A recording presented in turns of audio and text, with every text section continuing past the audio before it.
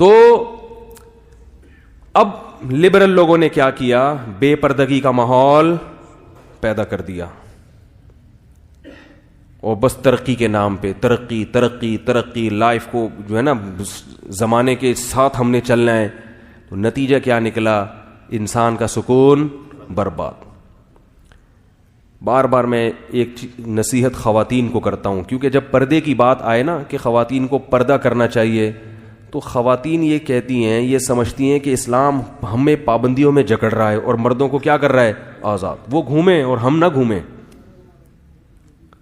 ان پہ کوئی برقع نہیں ہے. برقع کس پہ ہے؟ ہم پہ ہے.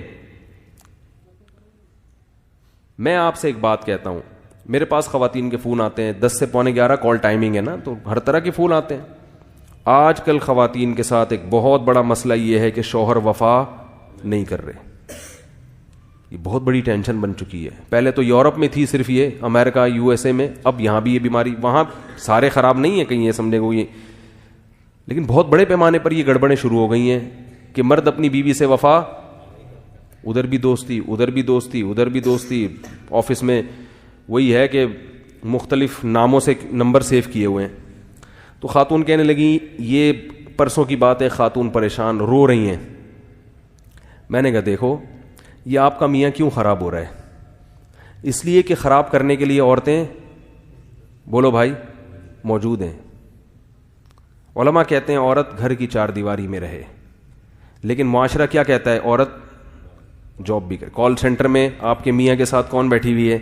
خاتون بیٹھی ہوئی ہے. ادھر بھی کون بیٹھا ہوا ہے؟ خاتون بیٹھی ہوئی ہے. بازار میں بھی اس کو درجنوں قسم کی لڑکیاں نظر آئیں گی. تو پھر اپنی بیوی کیا لگے گی؟ اس کو اچھی لگے گی؟ بولے یار ادھر ایک سے ایک ڈیزائن مارکیٹ میں پڑا ہوا ہے، ایک سے ایک ڈیزائن. تو یہ جو شوہر کی توجہ بیوی کی طرف نہیں جا رہی، وہ گھر میں ٹائم نہیں دے رہا، وہ ادھر ادھر منہ مار رہا ہے، اس میں کس کا بڑا؟ یہ اس عورت کا گھر تباہ کرنے والی کون ہے؟ عورت ہی ہے نا. تو اسلام اس عورت کو پابند کر کے جو باہر گھوم رہی ہے، اس عورت کا مرتبہ اور حق بڑھا رہا ہے. اور جو لبرل لوگ ہیں وہ اس عورت کو آزاد کر کے اس عورت کا بیڑا غرق کر رہے ہیں. جو اپنا گھر چھوڑ کر آئی، اپنے باپ اپنے بھائیوں کو چھوڑ کر جس آئی ہے وفا کرنے کے لیے، اس کو وہ اتنی بڑی قربانی دے دی، اپنا گھر اس نے چھوڑ دیا، اس کو اس قربانی کا صلہ نہیں مل رہا. اور آپ کہہ سکتے ہیں چلو وہ عورتیں تو انجوائے کر رہی ہیں نا، جو کال سینٹر میں بیٹھی ہوئی ہیں، وہ بھی انجوائے نہیں کر رہی، یہ ان سے صرف چسکے لے رہا ہے. معذرت میں تھوڑے نازیبا الفاظ استعمال کر رہا ہوں. یہ ان کا بھی پورا حق ادا کرنے کے لیے تیار نہیں ہے، دوستی لگا رہا ہے. جب تک انٹرٹینمنٹ کا ذریعہ ہے دوستی نبھائے گا. جہاں اس کی عمر ذرا سی ڈھلکی اور چہرے پہ جھریاں آئیں تو جیسے ٹیشو پیپر استعمال سے پہلے تو بڑا خوشبودار اور بڑی تمیز سے، استعمال کے بعد اس کو کہاں پھینکا جاتا ہے؟ کچرے میں. تو ایسے اٹھا کے کہاں پھینک دیتا ہے اس عورت کو؟ کچرے میں. اس کے ساتھ بھی ظلم ہو رہا ہے، اور اس کے ساتھ بھی، جو گھر میں اس کے ساتھ بھی ظلم اور اس کے ساتھ بھی ظلم. یہ بات آپ کو اللہ اس کے رسول کے علاوہ کوئی بھی نہیں بتائے گا. اس لیے میرے بھائی، ہمارے پاس اللہ اور اس کے رسول صلی اللہ علیہ وسلم کے احکام کو فالو کرنے کے علاوہ کوئی بھی راستہ نہیں ہے.